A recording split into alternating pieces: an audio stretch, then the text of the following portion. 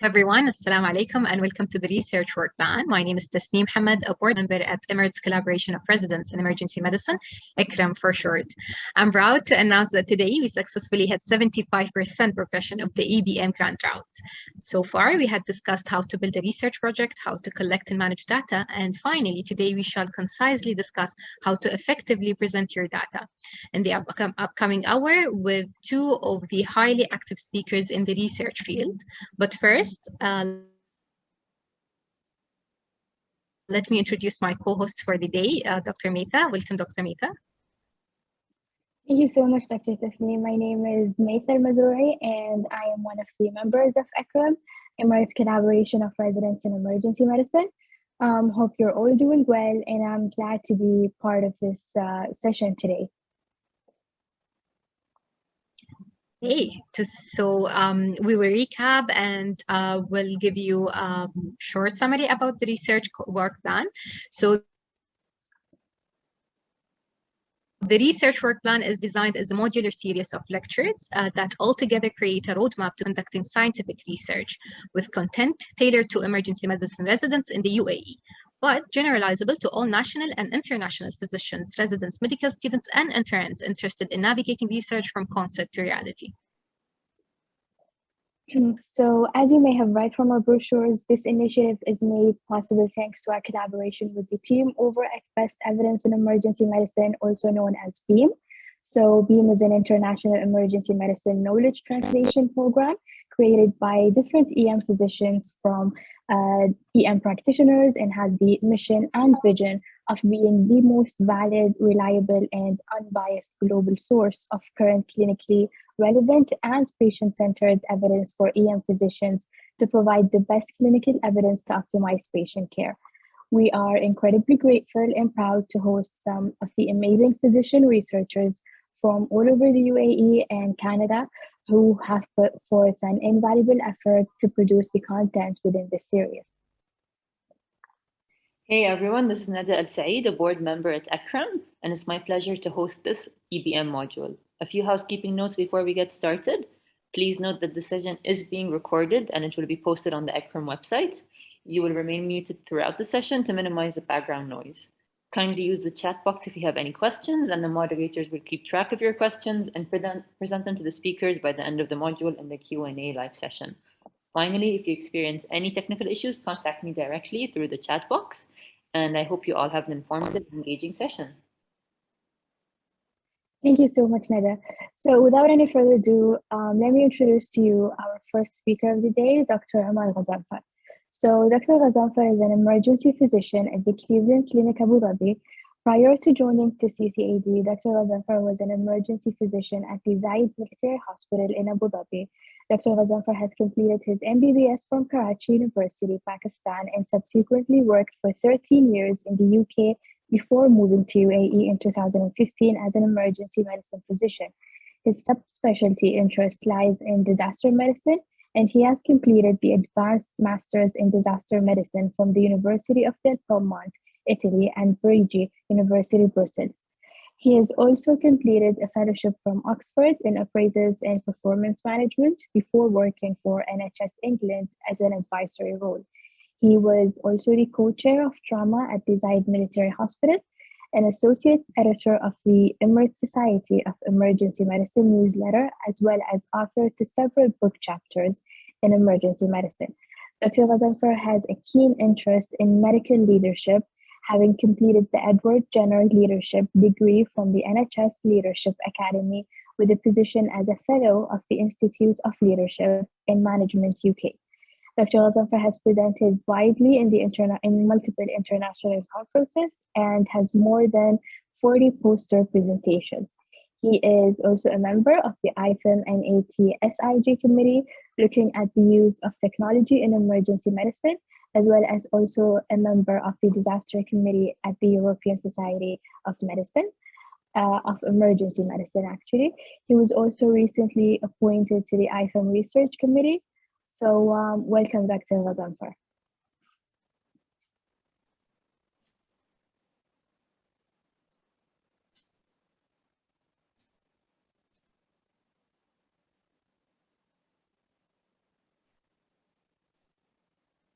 Hi, good afternoon. My name is Dr. Ghazanfar. I think you've met me before on a previous lecture. So I've got a couple of lectures today. So first of all, I'd like to thank ECREM and BEAM for inviting me to be part of your faculty. The first lecture today is about presenting your research. So we'll talk about how to present, what to present, and what things to look out for. So the purpose of a research talk is not to impress the audience, tell them all you know about a subject and present every little detail of your work. It is to give the audience a sense of what your work is and what your idea is. And then you want to make them to be engaged and want them to read your paper and then get feedback on your work and see if there's something which you can learn from your audience. You have to know your audience, who's going to be there. I mean, is it going to be medical students? Is it scientific experts in your field? Are the scientists not in your field? Students, non-experts, general public? It all depends on who your audience is. Who knows? I mean, you don't know who they are, so it could be anyone. So in all essence, it's likely to be a mixture of people. So it has to have engagement for all of them. So what can you do? Right at the beginning of your talk, try and motivate your research with easy to understand examples. State your results early and in very simple layman terms, because all of them might not be scientists and all of them might not be from your specialty. Illustrate your idea with images and diagrams. Examples are your weapons. They motivate your work. They illustrate basic intuition and show you solution in action. They highlight extreme cases or any shortcomings in your research. If you're running out of time, cut the general case and not the example. Be familiar to all relevant work done in your specialty. So basically, if you've done a research subject about XYZ, be aware of any other projects which have looked at similar outcome and similar research ideas, and then try and differentiate your work from their work. Don't list each paper, though those can be referenced. Talk about the results that are related to what you've done and what your research has shown. And references, as I said, at the end, and sometimes they have to be cross-marked within the paper itself. And any co-authors should be acknowledged in the title, whether it's a PowerPoint presentation, whether it's an abstract, whatever it is. What about technical details? It's a fine line. So present specific aspect that show the meat or bulk of your work. Leave the rest out. If you're convincing enough in your presentation, whether it's in a conference or at a scientific forum, if you convince people that your research is groundbreaking or your research is innovative, then they will read your paper. Don't fill up your slides with lots of equations. Example, I'm not a statistician. So if I'm listening to a lecture which is full of statistics and diagrams which show a lot of equations, I get disinterested. So don't fill them up. Prepare back-to-back slides to answer questions, and at the end, make sure you have enough time where you can essentially interact with the audience. So the skeleton is, what is the problem? What motivated you to do the project, and what are the goals? What's the relevant state? What is your key idea and your contribution to this project? Why is your approach better than anybody else's approach? Is your research better than somebody else who's done similar research in a different part of the world? So you need to sell yourself and what you want to do, and in terms of what you want the outcome from the paper to be. Then when you're presenting you're preparing your presentation, less is more, and fill it with good narration, not words. Animation is good, but don't use it too much. It can disinhibit the audience. Use color to emphasize some points if you want something to be put more emphasis on a specific part of your project, but not too much. Be consistent, same choice of color, same choice of font, same size, same type, all the way through. And use slide real estate appropriately. Slide layout, so if the page contains too many words, it is not written in a point form, it makes it difficult for the audience to read and for you to present each point. Although there are exactly the same number of points on the slide as the previous slide, it looks much more complicated. In short, your audience will spend too much time trying to read this paragraph instead of listening to you. So this particular slide I've put down is actually an example of a bad slide. So this could have been done in a bullet point formation as well. Show one point at a time in terms of, it will help the audience concentrate on what you're saying. It also helps you to build the idea. Will prevent so the audience won't read ahead because you'll be speaking to them as the points come up, and will keep your presentation focused. Good font, use a decent sized font. Different fonts for main and secondary points. This font is either 24, 32, 44, etc. Keep a standard font like Arial or Times New Roman. But most, if you submit it to an article to a journal, the journal will have its own requirements. So they will tell you how to, which font to use, and which size to use, and what reference method to use as well. So don't capitalize. It's difficult to read. Don't use a complicated font. Don't use bold words. Use graphs rather than charts and words. Data in graphs is easier to comprehend because it shows trend, and retain then is raw data. And trends are easier to see in graph form. And always title your graphs. So this is, this looks reasonable, but it doesn't have a graph. So it's difficult to say what they want to come out of it. This is a good graph. It shows you trends in various parts in terms of volume of balls sold, etc. I mean, this is just an example. This looks too complicated. I mean, I've already lost interest. If you're the audience lost interest in this slide. It looks too busy. So minor grid lines are not necessary. Font is too small. Colors don't make sense. Title is missing. Shading is distracting. So lots of things. Going back to the slide, if you look, so if you look at this is the bad slide. So grid lines not needed. Font is too small. Colors don't make sense. There's no title. Shading is distracting the reader from looking at the actual numbers. Then prepare the slides in advance. Show them to friends. Get their ideas. Show them to colleagues. Read them again. Check all the animations if you have any. And then practice. Give a practice to a general audience. Maybe it's your medical students, whether it's your nurses, whether it's your peers, friends, doesn't matter. Just to give a practice talk. And then give a practice talk. If you have the access to an audience of experts, you can do that as well. And then time your presentation. So in general, what I do is, in terms of, if you have a 20-minute presentation, the base is about 20 to 25 PowerPoint slides. So just allow for that as well. And always have backups. Either email yourself the presentation, have a USB backup, etc., hard drive, just keep that with you. Be enthusiastic when you're delivering a talk. If you are not enthusiastic, why should the audience be? So try and engage the audience. Make eye contact with the audience. Make sure what you have written in the PowerPoint is something which you know verbatim. So you need to be able to recite it. So look at the audience while you're talking. Identify people who are engaging and try and speak to them. Watch for questions and try and make measured responses. When you're delivering the talk, point at the screen, not the computer. Do not read from the PowerPoint or your notes, because it looks like you don't know what you're talking about. And the first couple of slides should be memorized in case you go a little bit, have brain fog, if you have technology fails, etc. So try and see, you make sure you've got memorized, and then finish in time. Different types, handle them accordingly. Complex questions, just say you don't know the answer, need clarification, need to go back, suggest something helpful. Signpost towards other references. Try and engage in research dialogue, so you might learn some points from subject matter experts who might be sitting in the audience. And don't show that he or she is better than you, and you're all equal. Anticipate questions about things which might be controversial or complex in your case. You might have questions, so prepare your answers previously. And don't let them take over the talk. So don't let the questions take over the talk. What I suggest is always have the talk first and leave last 5-7 minutes for questions. Practice makes you perfect, or makes you better at least. Observe others. Notice all the things that turned you off from a presentation and try not to do them. And then seek comments and advice from friends and mentors.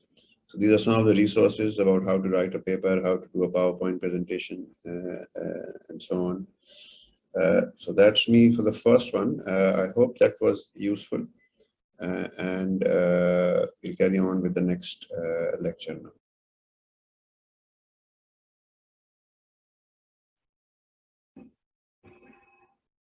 Hi, good afternoon again. This is Dr. Omar Ghazanfar, and thanks to ECREM again for having me come to this forum. My second lecture today is about effective data presentation. So this is quite complex. I will try and give you some basic pointers. I'm not a statistician, but I'll give you some ideas of what you can do when you're presenting data. So there's a guy called Edward Tufte. He had a very interesting quote: "Graphic excellence is that which gives to the viewer the greatest number of ideas in the shortest time with the least ink in the smallest space." So you have to have a presentation or a paper which is very impactful and which engages the audience or the reader or the subject matter expert as soon as they've read it.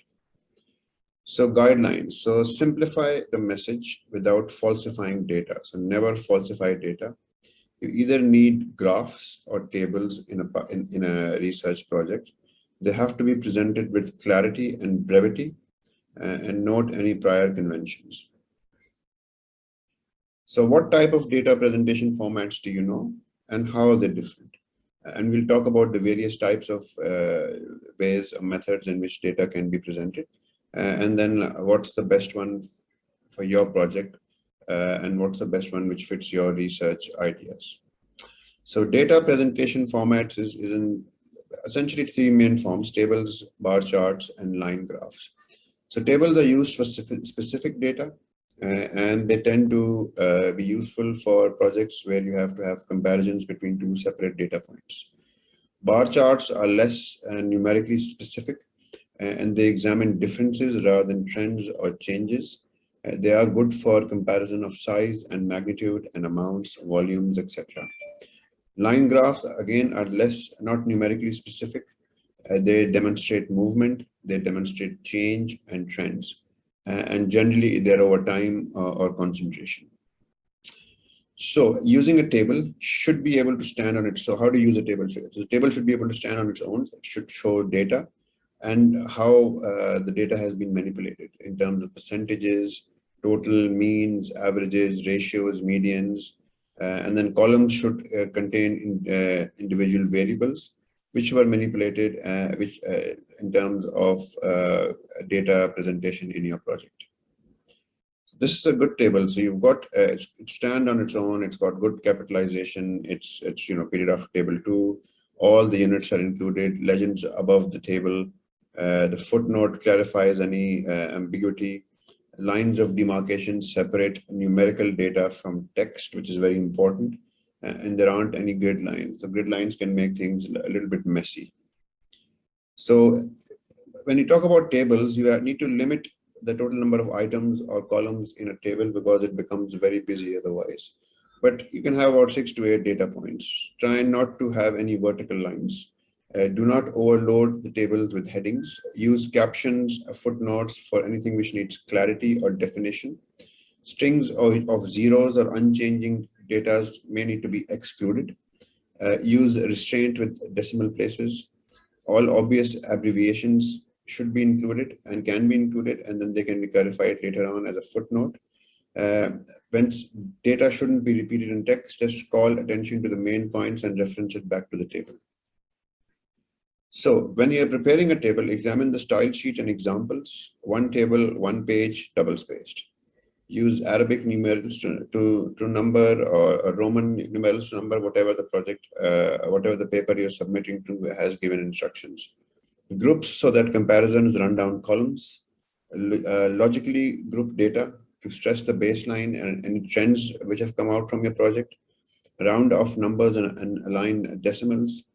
Create a descriptive caption. There's no verb required here. Use head or footnotes to explain any abbreviations. Make sure data is all verified. Don't falsify data. Falsification of data is a big blunder, can cause people's careers to be essentially over. Verify accuracy of use of symbols. Use consistent labeling throughout the same paper, and make sure you proofread carefully. So tables in a poster presentation are different from in a project presentation. So time limitations make them more simple. Utilize colors and shapes and bold numbers to emphasize. Symbols are okay. Actually making a table, you have to use the publisher's recommendation. So if you look at any paper, you look at the BMJ, you look at the Lancet, New England Journal, every paper has instructions of what needs to go into the statistical analysis section, what needs to go where, what are the publisher's recommendations. You can use Excel or Word. I personally use Word. So then we come to figures. So figures can be a number of things: illustrations, photographs, drawings, flowchart, line graphs, bar graphs, pie charts, maps. So they're designed to add understanding of information that is often very difficult to come across with words. So these must be really clear, accurate, and appropriate. They should be not just not just there for decorative purposes, and they always need a legend. So this is what a graph looks like. It shows you good trends. It's very accurate, and it's a graphical representation of data is very visually simulating, because you can see the time difference, or you can see how the outcomes of the project are over a course of time.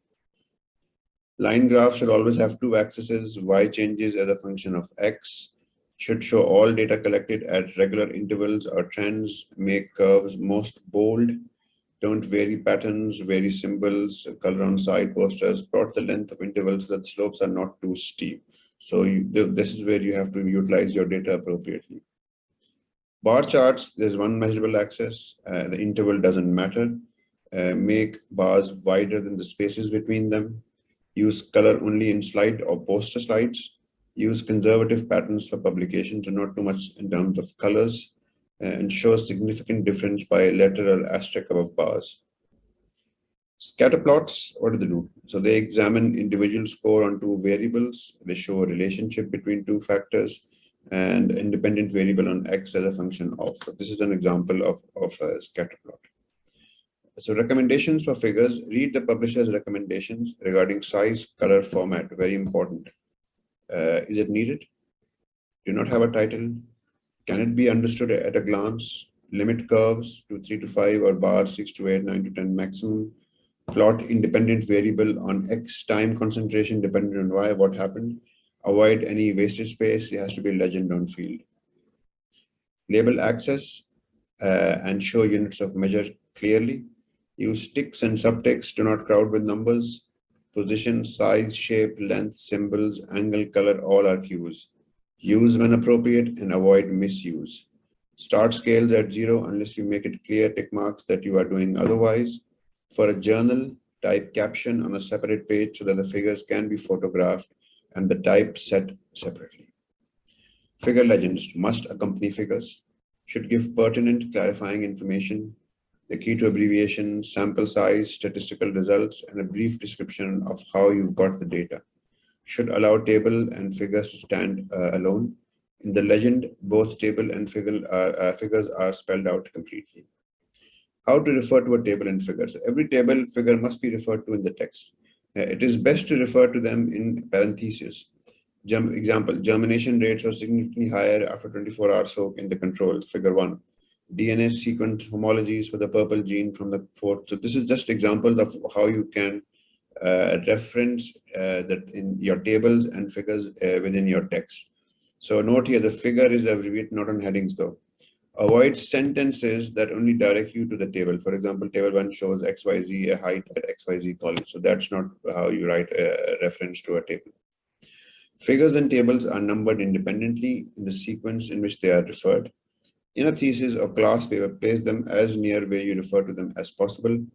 For manuscript, follow publisher's directions. Historically, legends are always on a separate page.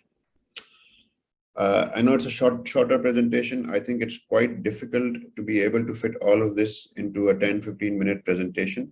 I've tried to do my best. I'm happy to talk online or offline via email if you have any further questions. And once again, thanks for having me here.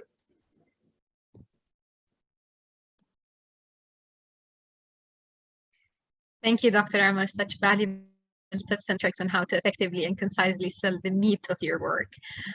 This actually, I think, is applicable to any sort of public speech. And as you, Dr. Omar, highlighted, there are three main elements of any presentation, or let's say a successful presentation, that you must know well, if not study well, prior to giving the talk. Basically, your audience, to know them well, your material, and your tools. Now, to help develop a deeper understanding on how to transfer your raw data into a presentable material, up next we have Dr. Rahim Valani, who will provide us a comprehensive guide on research and data presentation. Dr. Rahim Valani has been practicing emergency medicine in some of the busiest Canada's emergency departments for over 18 years. He's associate professor at University of Toronto, and is also the chair of the Best Evidence in Emergency Medicine program. He holds a master's in medical education and also a master's in business and administration from the Wharton School of Business, with specialization in operations, finance, and strategic management. He is currently implementing data-driven decision processes. Welcome, Dr. Rahim.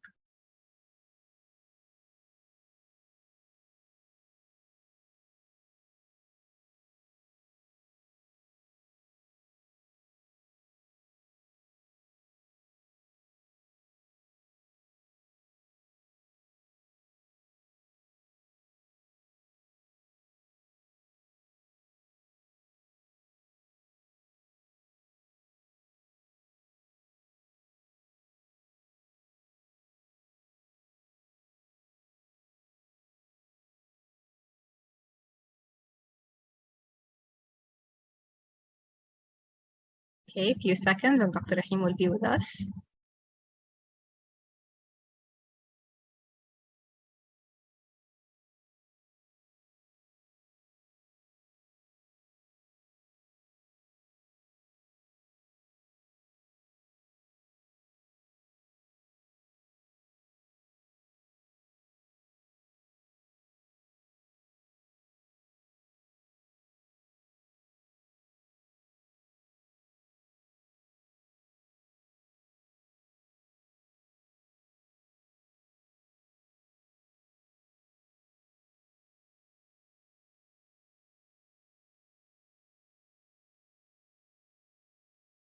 An understanding of how best to present your results from a research project, and then to be able to prepare the appropriate figures and tables for your presentation, and then finally know how to develop and present an abstract or a poster for presentation.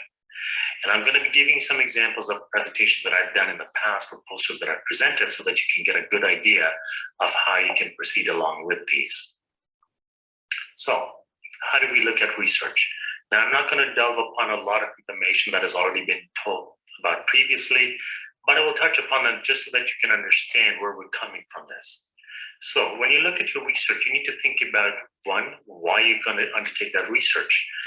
It may be a requirement for your program, you may be interested in research as a career, or you just have a burning question that you want an answer to help you guide you through your clinical practice.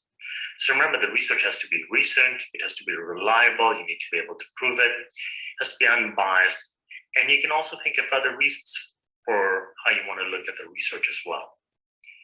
At the end of the day, when you look at research overall, you need to follow a process, okay? There's an art to this and there's a science to this. So the first step is, what is your question? What are you trying to answer here? What are you trying to get at? And remember, there's some great questions out there, some of which we cannot answer because either you can't get the patients or it's unethical to do something. So pick a question that you know that is answerable. What I usually recommend to my trainees is think about a question or a bunch of questions and then jot down the outline on a piece of paper. Think about how you're going to come up with that question. What do you want to know about it? And how do you think you can actually proceed with the study? Once you've come along with that piece of paper, that sketch, then it's important to then put together how you're going to go and complete it, how you're going to execute it. So this is the study design part. So it may be a retrospective study, it may be a prospective study. Understanding the pros and cons of each one are important because they will help guide whether you can actually proceed with the study or not. Once you've come up with the idea, you've got an outline in your mind, you can think about a study design that's going to proceed from it, then you got to come up with a protocol. And the protocol is very important because for several reasons. Number one, you're going to need a protocol to submit to research ethics for approval of your study. The second reason for having a protocol also is it helps you with the granular details of how you're going to execute the study. So for example, when you talk about the background, it helps you think about why you're putting it together. When you look at the methods section, you need to articulate how you're going to go recruit patients, how you're going to solicit them, how you're going to collect the data, where you're going to store the data, what's going to happen if a patient declines it or refuses later on, where you're going to store the data, what happens to the data breach. All these pieces come together in a protocol, and it's very important to put this together and understand that the protocol may also guide you to modify your question, or it may also make you modify your study design based on the ability to actually proceed with the study or take it on. Protocol is also good to have because you can use that for funding opportunities. Funding can be either from the university, non-governmental organizations, from a department division, your mentor, whatever it may be. But the protocol has many, many uses, but fundamentally, you need to have a protocol so that it actually shows that you can execute on this project. Once you've gone in, you started the project, then you go through the data collection and the analysis through it, and then finally presenting the findings. My goal here today is to talk about the latter part. How do you present the findings? How do you go and disseminate your information, and what's the best way to do this? So I've outlined all these stages in the previous slide, but just to recapitulate it, is the idea conception. Think about the background, what's being done about this, why is your study important, from the protocol and procedures, what's involved, what are the risks, what are the benefits, data collection and management, where is it going to be stored, how are you going to prevent any sort of breaches to data threats, how are you going to analyze the data? So is it going to just be descriptive statistics? Are you going to use fancy statistics? Do you have somebody to help you with like a biostatistician to help you with that? One thing I should mention is when you look at the methods part, try and get somebody who's got some methodology experience, okay, or some clinical epidemiology background in methodology that can help you put that piece together. And then finally on this is dissemination of results. Where are you going to go present this and how will you present this? So here's a table from one of my studies. And it's, as you can see, I don't have the top columns labeled, but as you can see, I mean, it's a table. It's got 1, 2, 3. It's got 6 sort of rows there. And what does it mean? Nothing at this point. How do I go and I compact that so that it makes sense to you as a reader or somebody who's actually going to be reviewing my research for me? Okay. When you're presenting data, usually think about sort of 2 or 3 levels of it. The first level is your descriptive statistics, right? You want to talk about how many patients were enrolled, gender, age, those kinds of things. And you can describe them usually with ratios and proportions. This many percentage were male or female, this many percentage had the disease, did not have the disease, this many percentage got a treatment, did not get a treatment. When you then look at the outcomes, that's when you can get into some higher level regression stuff.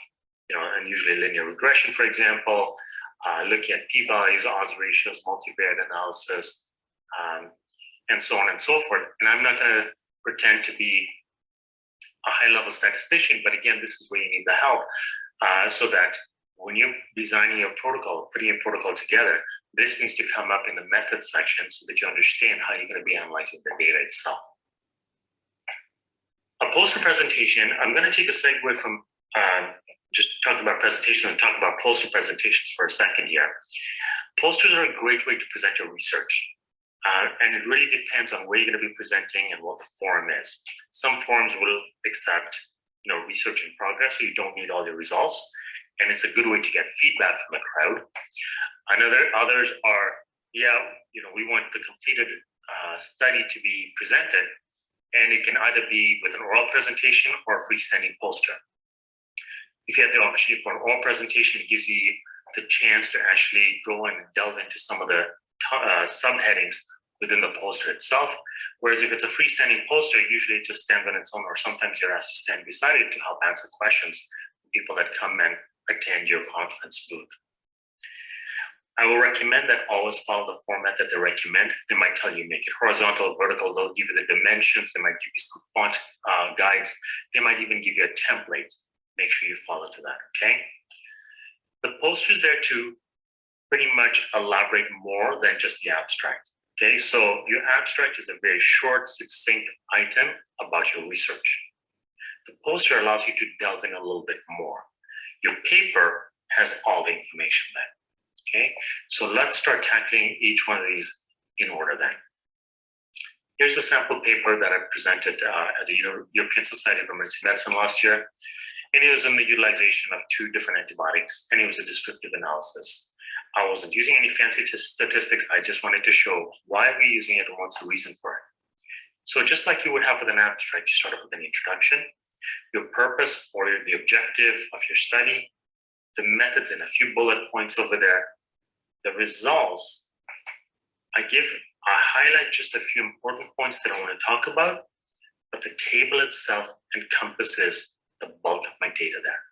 So it has it all there, okay? Then comes the discussion, conclusions, and you can also have a references or a bibliography. Notice that I only have 1 table here, and that's enough. For my descriptive statistics, I could have probably done table 1, which talked about 646 patients, and I could have put, how many male, how many female, and, rough ages on each one, or just standard deviation of each one, and that's fine. But I didn't think it was that important for this study. I just wanted to mention that there were 646 patients, close to 58% were male, average age was 65 years. I don't need more information than that from the descriptive part. Then the reason for the antibiotics, that's where the bulk and the meat of my study was. And that's why I only had 1 table for this study, okay? So it's well articulated. It has more information than the abstract. Usually you can put a little bit of a discussion point, which usually you don't have with your abstract. And as I mentioned, if it's going to be a poster that you can actually talk to, then you can go and delve into the points further into this.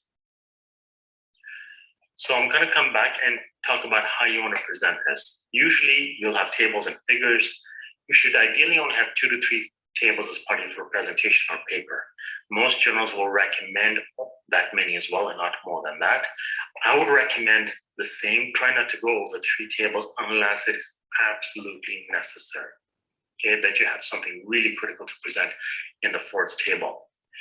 Careful about what you're trying to include. As I mentioned in my previous poster, I didn't have to include table 1, which most people would include as the demographics. But all I did was put in the study details. So the traditional models, traditional way of looking at it is table 1 is your patient demographics or good descriptive statistics of who you included in the study. Part 2 is your study details. Now, this is what your analysis is all about. This is where you're going to summarize your analysis. Remember, the text will actually summarize the key features on the table, okay? But the table has all the information there. So in your results section, you shouldn't be regurgitating every line from that table. What you want to do is just highlight the key pieces that are your take-home points from there. And then the table itself, the reader can go back to it or reference it and actually look at the minutiae and the details around that. As I mentioned, you can have a 3rd table that has a high-level order items or other subgroup analysis or other statistics that you've used or other important information from the results section that you want to do that. At the bottom of every table, make sure you identify any abbreviations used. And once you put the table together, think about what is significant about this table. Do you really need it? Do you need all the information that is in there? If you find that is not, it's extra, then think about again how you're going to present it. Because remember, there's so many ways to present the information.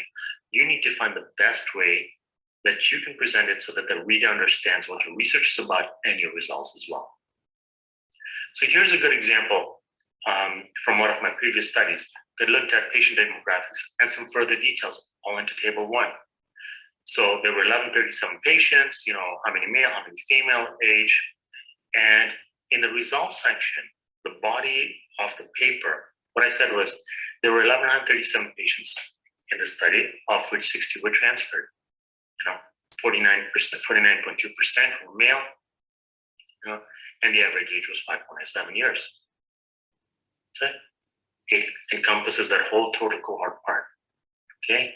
The second part I talked about was the most frequent reason for presenting to the emergency department was fever. And it was also the most common reason that the patient got transferred. That one sentence encapsulates that table right there at the bottom part with presenting complaint. Right? Now, the reader can then go and look at the other ones like cardiovascular and allergic reaction, but they understand where I'm coming from by saying fever was a really important reason for kids coming into the ED, and fever was a really common reason for them actually being transferred out as well. Right? That's what I wanted to highlight as part of the study, is what was the reason for it. Statistical analysis, this was my table number 2 for the same paper, and I looked at different variables. I looked at gender, age stratification, and something called the Pew score, which is pediatric early warning signs and the scores of greater than or equal to 3.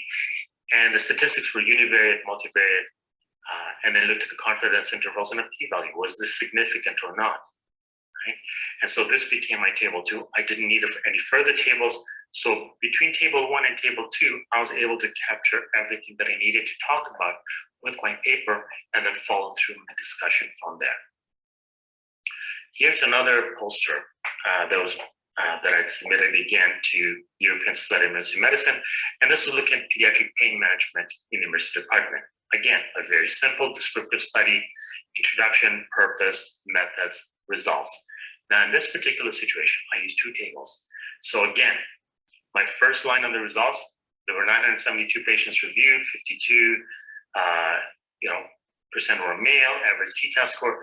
This covered what, again, was most people put into table 1, but I didn't need extra table. Again, I only have so much space to work with in this poster. So if I can summarize that, I don't need to then go ahead and put it in here. The other thing I talked about, physician initial assessment times and time to analgesia. Again, I didn't do that as a table. To me, the bulk of my study was about where's the pain, how are pain medications given, and then, in the descriptive part, I could talk about how many actually percentage were assessed for pain at triage. Right? Talk about the discussion. Again, I'm elaborating more than what the abstract had, the conclusion, and then the bibliography. So the tables are there, again, like I said, to summarize the results for you. So now we're going a little bit backwards and submitting the abstract. So this can be an abstract for submission to a conference, or it could be the abstract of your final paper. And usually they'll have a word count limit. This can be anywhere from 200 to 300 words.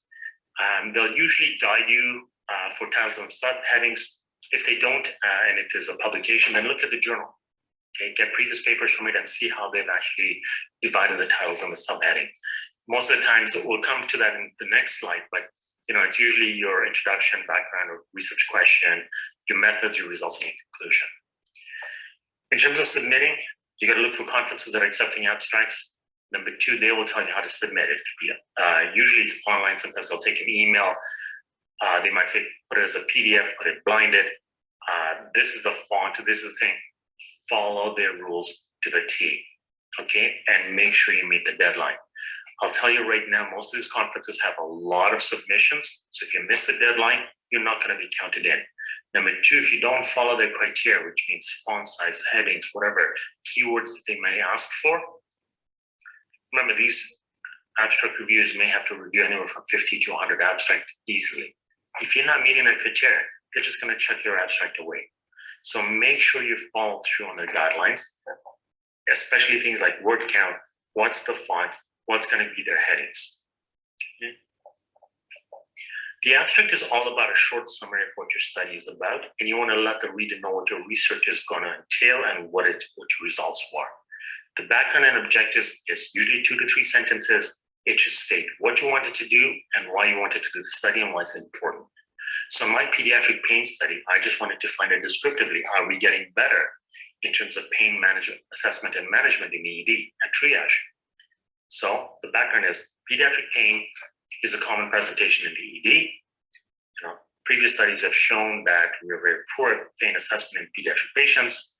The purpose of this study was to understand if we're meeting the criteria or meeting or improving on pain assessment for pediatric patients. That's it. Very simple, very to the point, crisp. And remember, you don't want your background to be paragraphs long because you're going to need those word count, those words for the methods and the results part.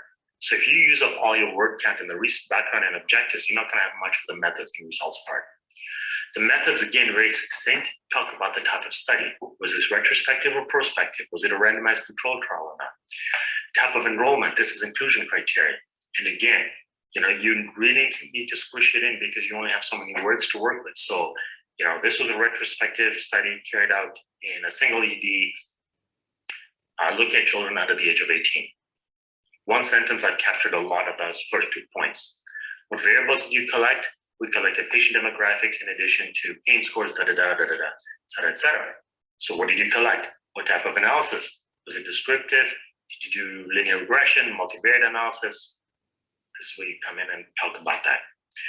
And again, very simple.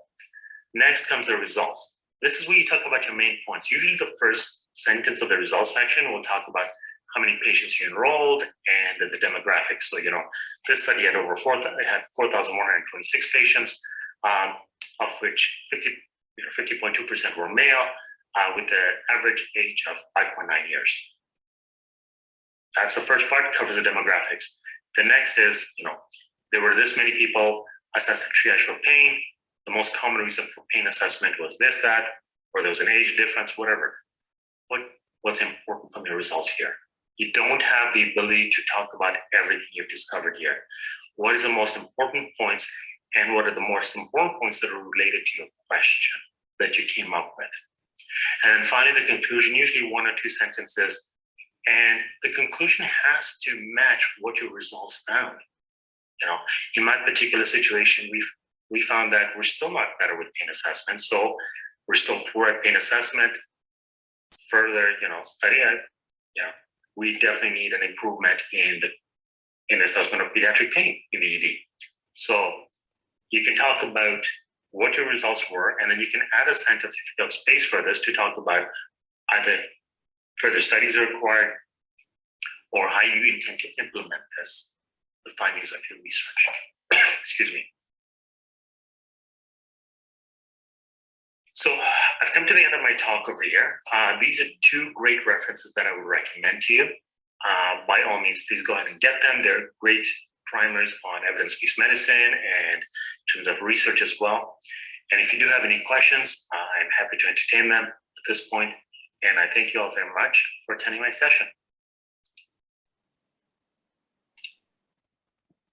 Thank you so much, Dr. Rahim, for that informative lecture. We really have a better understanding now on what's the best way to present our results from any research project.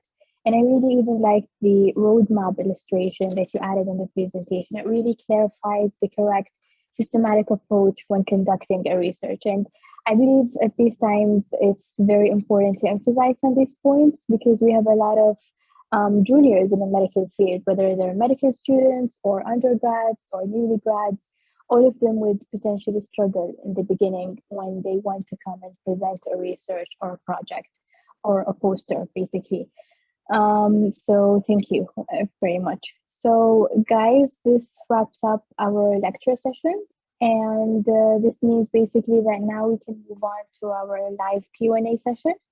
So may I please request both our speakers, Dr. Omar and Dr. Rahim, if you can kindly switch on your microphones and videos if you wish. And dear audience, please feel free to type in your questions and in the chat box below, and Tasnim and I will read them out loud to the speakers. So our first question goes to Dr. Omar. So Dr. Omar, you have shared brilliant tips on how to handle. Okay, so you have shared, hi Dr. Ahmed. Since you have shared brilliant tips on how to handle questions from the audience, and the key to do it is, of course, to prepare very well. However, it's likely that sometimes we can get questions outside of the scope of the presenter's experience or readings. And sometimes even another possible scenario could be that we can get questions that we don't understand clearly, despite even asking for some clarifications. So can you please provide us some advice for the young presenters on how to professionally handle such situations without like panicking or providing irrelevant response? I think, Assalamu alaikum, first of all, and happy to be here. I think public speaking is quite daunting in any way. I think it's not a very pleasant experience for people who don't enjoy public speaking. I remember when I was first presenting at a conference, somebody told me, oh, it's going to be a small room with 20 people. Turns out there were 300 people in that room. So I think it's quite challenging. I think you need to be just confident in what you've presented in terms of, so you need to be having read up your own presentation quite thoroughly and answer whatever questions are within your remit. Often there are questions which are outside your remit, which you don't really know the answers to. And I think the best thing is to admit it and say, look, I don't know the answer. I will have a look at it and get back to you.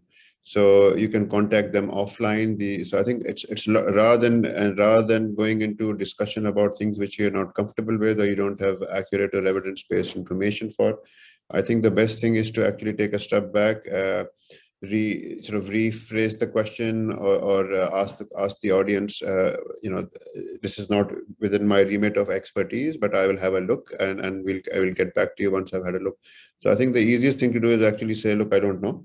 And I will try and find the answer for you. And in the meantime, this is what I know, and this is what I think should be the way, but it's not the only way. So look at the evidence, and then we'll have a discussion offline. And that's what I would do.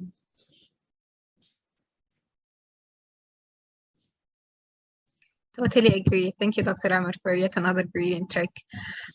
So next question is for Dr. Rahim, and it says, it's generally advisable to avoid using abbreviations in abstracts and posters, but on the other hand, you might be restricted by a certain word limit that constitutes an obstacle when writing full terms, especially when it comes to sophisticated medical terms. So do you have any exceptions or perhaps a way to work around it? Sure. So abbreviations are a little bit of a two-edged sword, right? On the one hand, when you've got a word count limit, the more you can squeeze in there, the better it is for you, right? On the other hand, if the audience doesn't know what the abbreviations are, you're going to lose them. Now, there are certain standard abbreviations that we tend to use more often than not, right? We can use the words ED for emergency department, for example. To be a purist about it, technically every abbreviation that you have, you should first spell out the first time. So, pediatric patients presenting to the emergency department, open bracket, ED, close bracket. And then every time after that I'm mentioning it, I can stay on with ED and limit my word count from that context. Again, as I said, there are certain classic abbreviations that you don't need to explain, right? If I'm putting HRS, I don't need to spell out hours. Now, the problem is HRS versus hours, they're both one word. So that doesn't really help you with that, right? So within the context of the conference itself, you might be able to get away with things like EM for emergency medicine or ED for emergency department. Apart from that, most of the other ones need to be elaborated in full, because your reader needs to understand what exactly you're trying to define there with that abbreviation. The journal or the conference that you're going to be presenting at will also guide you in terms of what abbreviations are acceptable or not, right? So, a really good one is when we talk about statistics and we talk about SD for standard deviation, it is known as SD standard deviation. You don't need to define that. So there are certain ones that you can get away like a free pass on it. There are others, you might want to define, but the audience may know depending on the conference or the paper you're presenting it. And others you should just, of course, all the time do it. So my suggestion is for the ones that are very well established and accepted, like SD for standard deviation or IQR for interquartile ranges, when you're describing statistics, above and beyond those, please, the first time you mention it, use the full word, and then in brackets, put the initials, and then you can use the abbreviations after that. That would be my suggestion. It does bring in the challenge of, if you're short for a word count and all those things, I would say start manipulating the rest of the text, but don't keep using abbreviations that the audience does not know about. Great clarification. So never overuse or underuse abbreviation, and Exactly. standards are fine, and always follow the the publisher format. All right, I think next question. Yeah, thank you so much, Dr. Rahim. That was really helpful. I think our next question goes to Dr. Omar again. So, Dr. Omar, since we have like a wide variety of options when coming to choose figures, let's say as a way to compare and plot values, would you say that there is a more preferable figure to choose than other figures, or is it just like content dependent? I think it's dependent on what the project is in terms of what you're studying, whether it's something you're studying over a period of time. So you need to put comparisons, whether it's percentages or proportions. You can put things like pie charts or histograms. But I think the most important thing is wherever you're presenting, especially if it's a research project which you're trying to publish, if you go on to the researchers or the journal's guidelines, they will actually tell you what is acceptable and what isn't acceptable in terms of diagrams. So there's no right or wrong answer.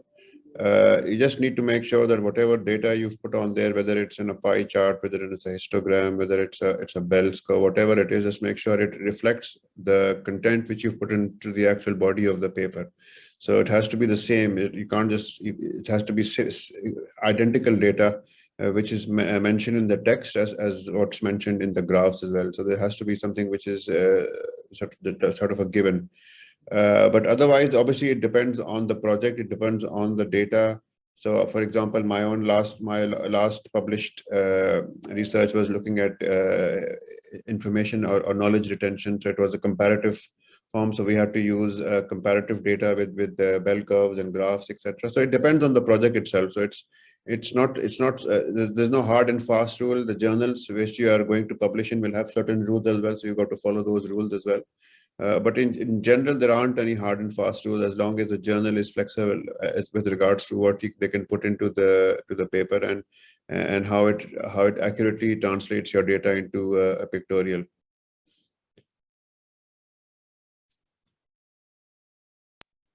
Great, thank you, Dr. Omar. Another question to Dr. Rahim, and it says, as you mentioned, that ideally we only have to have 2 to 3 tables as part of our presentation or paper, and also keeping in mind that we need to keep our slides less crowded and lighter for the audience to perceive. But when we have numerous sets of values and variables that we need to illustrate on a table, in your opinion, how would you suggest the best way possible for us to do that? Sure.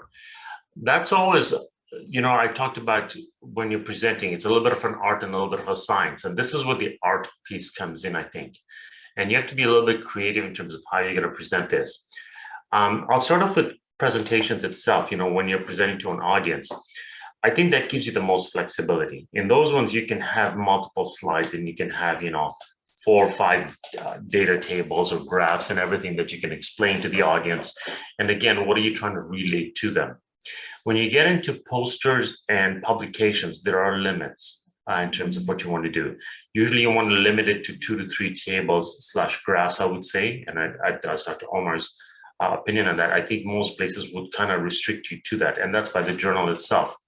The first thing to understand is usually your first table should be a description about your audience, your patient population, your cohort, not your audience, I apologize. And then after that, what is it your study is trying to capture? And essentially, if somebody reads your introduction and then just looks at the tables or graphs, they should have an understanding of what your study is about and what the results are about. If that can be captured, you have actually met the objectives of what you're trying to, present to your audience there. I would say that, when you sit down and you've got all these large amounts of data and you've, gone through either some statistical stuff or some basic descriptive statistics, What is it that you want your audience to get out of this? Number one, you want them to know what kind of population there was. Two, you want them to know your results. Like, what is your study about? What was your hypothesis? What is the question you're trying to test? And when you think about the question in that format, then it'll guide you in terms of what the table should be about, at least table 2. Sometimes you might have subgroup analyses, in which case you might want to use a table 3. Sometimes, even though you've done a subgroup analysis, but you don't have to always put it on a table. And so if you've got a lot more data that you're trying to present in, find a way to put it together into 2 or 3 tables. And usually table 1, like I said, is your basic patient population, your cohort. Again, that's not absolute. You know, if you've got multiple groups of people and you're going through different areas, say it was a 5-pronged study that you want to talk about, you know, differences between each one of them, then maybe skip the first table, right? Which I usually allude to as the cohort information. And you can put that in the description in the results section, and then start plowing your tables through. So I think it just comes down to the art piece as to how much data do you have and what are you trying to tell the reader or the audience about it. That'll help guide you on deciding how many tables you need and what exactly you should include in that table. I gave you a couple of examples on my study. It took me a while to actually decide how to break those tables down. I wasn't quite sure initially. Should I do it by age? Should I do it by presenting symptoms? Yeah. And once you think about it and you kind of put it on paper, it's like, okay, that's the best way to do it. Then it flows through quite easily.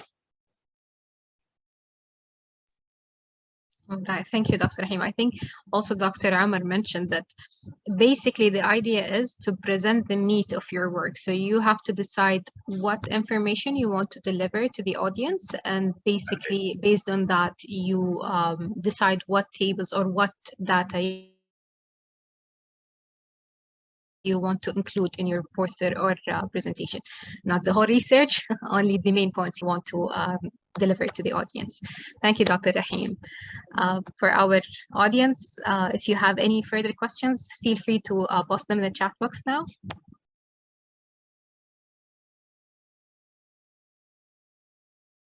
I don't see any.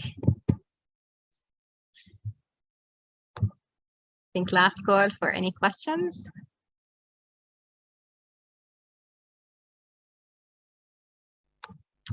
Okay, so I think this brings us to the end of the module 6 of the research work plan. Thank you so much, Dr. Omar and Dr. Rahim, for the 2 awesome lectures today. And thanks for the audience who took time and joined us today. Watch your emails. You will be receiving a link to fill in the feedback form in order to be able to collect your CME certificates. Thank you, Dr. Rahim. Thank you, Dr. Omar. Thank you, Maitha. Thank you, Tasnim, for inviting us. Thank you, and it's been a pleasure. Thank you so much. So on behalf of the entire team of ECREM, I would like to thank both our speakers, Dr. Omar and Dr. Rahim, for their time, cooperation, and valued contribution to this academic initiative. Thank you, Neda, our host, for your continuous hard work behind the scenes. And thank you to each and one of every member of the audience, actually, for your participation. And see you all soon for Module 7 of the Research Work Plan, where we shall discuss and share tips and tricks about good research writing. Thank you and goodbye. Have a good night. Thank you. Thanks. Thank you so much. Bye.